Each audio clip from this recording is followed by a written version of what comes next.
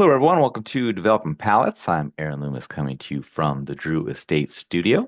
With me today is Jiunn Liu, Seth Geis, and from the Styling Studio, John McTavish. How you guys doing? Doing well. Doing well. Very nice. All right. Today we are talking about the Perdomo Legacy Maduro Epicure. Cigar is a Toro Extra 6 by 54. Comes out of the Perdomo factory in Nicaragua. Wrapper is Nicaraguan Maduro. Binder is Nicaraguan shade grown. Filler is from Nicaragua. It is blended by Nicholas Perdomo III. Price point is $13.50. And the cigar was released in May of 2025. So with all that out of the way, June, what was your overall experience like with this cigar? I said overall was average, but um, this is an interesting one. This is one of those cigars where, like, first third, I thought it was actually really nice. It had like a ton of like bready pastry like sweetness, creaminess to it. It even had this like there's these like I don't know how to describe this. The best way I could say this is there's like these like candies, mainly from Japan, that kind of has like it's like soda, but it's milk based. So it's like a milky, effervescent, sweet candy. I know it's weird, but it actually tastes pretty good. And it gave me that vibe. And I thought it worked really well, especially with all that like pastry, bready, kind of sweet creaminess to it. But as the cigar went through, um, it just went to absolute shit by the time we got to the last third. The wood notes became super bitter, tannic, and then still had that mixture of like this effervescence to it that was really odd tasting, and it just didn't really work. Perdomo did it again. It gave me rise on the first third, and it didn't make me finish by the time I was done. All right, Seth, what were your You thoughts? know what I mean? Listen, first third start out with some dry earth, cocoa, some coffee beans, wood, tobacco, and spices. It really just kind of, I think, just had like that solid core flavor profile that you get with Perdomo's Nicaraguan Puro and just like this Maduro quality. Kind of just fit those stereotypes. First and second third really good. Final third was just a little bit average. Um, it just kind of became a little bit more bitter, or not as pleasant, um, as the first and second third. Amazing burn and draw though. It smoked perfect from beginning to end, or at least for me, it did. But I've never had an issue with Perdomo smoking poorly. So, John? I also had a good start. I don't know about Japanese milk candies, but for me, creamy earth and espresso, black pepper and cayenne on the finish. Cayenne wasn't super intense, which is nice, so it didn't coat my palate. Got a little bit of earth through the retrohale, and obviously the cayenne was intensified on the retrohale, but still not, blasting my nose or anything like that. Cayenne kind of came back down in strength by about the halfway point, so it was like really kind of a background note, which was nice, and had a little bit of light wood to balance it out. Second third started out promising, creamy chocolate and espresso, and there was some earth through the finish, and I think as the second third continued, that earth just kind of intensified and started to take over the palate, and it sort of became kind of earth, sweet tobacco, and tannic wood. So there just wasn't enough dynamic nature to the profile in the second third for me to sort of elevate it to good. So still pleasant, but just not the same as the first third. And then, like everyone else has said, last third kind of started with creamy earth, and as it progressed, there's this mild bitterness that kind of came in the finish and just kind of intensified as the cigar continued. I don't think it was enough to drop into the subpar, but it certainly wasn't as good as the first third, and certainly not the second third. Burn was good. I had to do a touch up in the second third. I gave it the Aaron Loomis try and let it go as far as my OCD would allow for it, and then I'm like, nah, I gotta touch it up. Sorry.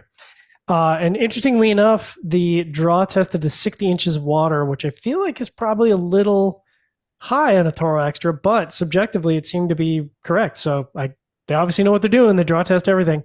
and I had no issue. So I'd say above average overall for me. Aaron? Yeah, for me, the cigar started with toasted oak, bold black pepper, and dark gritty earth. Got some light leather that joined in a bit later, and then gained some creaminess. Later, some cocoa powder joined in. Second, third saw the pepper mellow and some mustiness joined in. The earth became even with the toasted oak up front. Final third saw the black pepper ramp up, and then some wood bitterness joined in. Had some construction issues. Draw was pretty snug. I'm gonna guess 90 Oh, inches of water. But and then the oh. cigar was wavy a little bit, and then went out twice in the final third, which I think might have been tied in with how tight the draw was. So kind of a bad construction experience in regards to the smoking. But that really, other than the draw being tight for the whole cigar, the burn issues really were only in the final third. So I don't know how much that played into it, but. Just an average flavor profile throughout. Focus around that toasted oak, dark earth, and black pepper. The supporting notes were nice, but they didn't really do enough to elevate the profile for me. So, not a cigar I'd see myself coming back to, but there's two other iterations in the series, so we'll see how that goes in the future.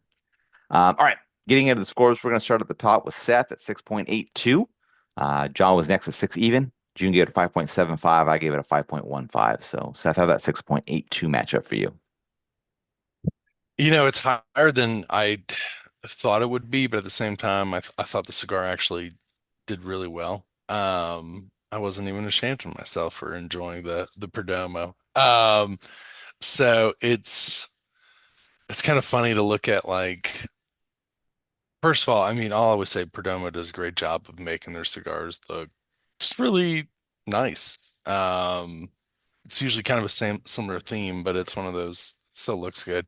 Um, yeah, enjoyable smoking experience. I spoke with Coop about it, and Coop got into certain sizes he likes in all these, which then I was like, they're Mhm. all like 54 ring gauge, man. What are we going? Where are we going here? Yeah. Um, but no, it's one of those.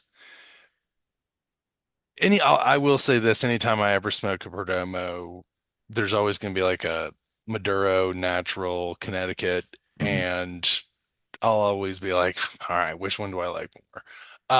They always at least get me to smoke three, so I'll Yeah. give them that. All right, John, 6 even. Yeah, it matches up well. I mean, I'm on the fence. I'd probably smoke this again. What was the price point again? 13.50. Yeah, so It's a it's big not bad at stick too, all. man. Yeah. I might smoke it again. I mean, it's not something I'm going to go around and seek out actively, but I would smoke this again, and the score matches up well. I think. All right, June's 5.75. Yeah, I mean, so much tobacco for the money. Why wouldn't you smoke it again, right? No, Hmm. I wouldn't smoke this again. I definitely wouldn't smoke it. I don't Oh give a damn. shit how good it looks. Ouch. My 5.15 matches up well.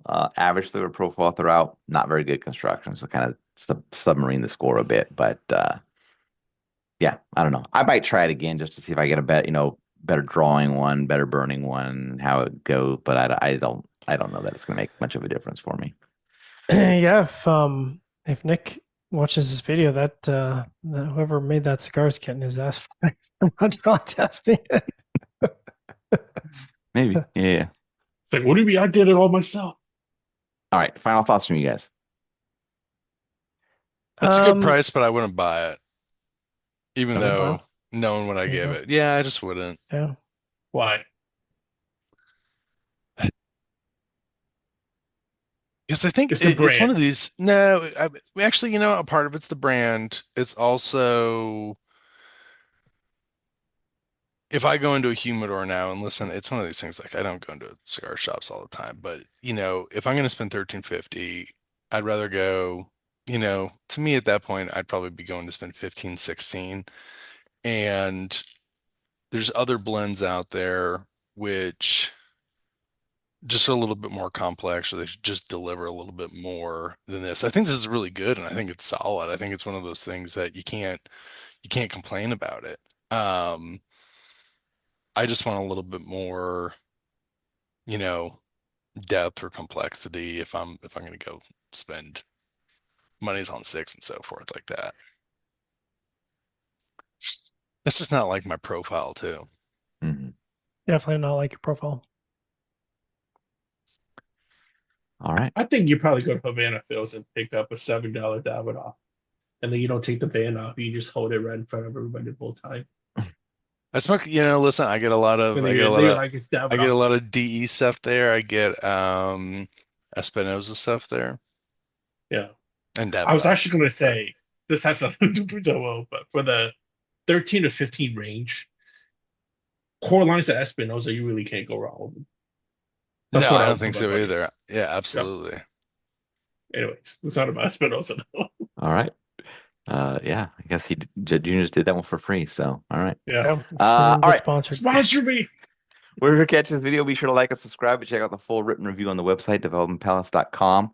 Follow us on the social media channels, and you can catch all of our review recaps on podcasts. So iTunes, Google Play, and Podbean. Thank you for tuning in. We will catch you on the next one. Legacy.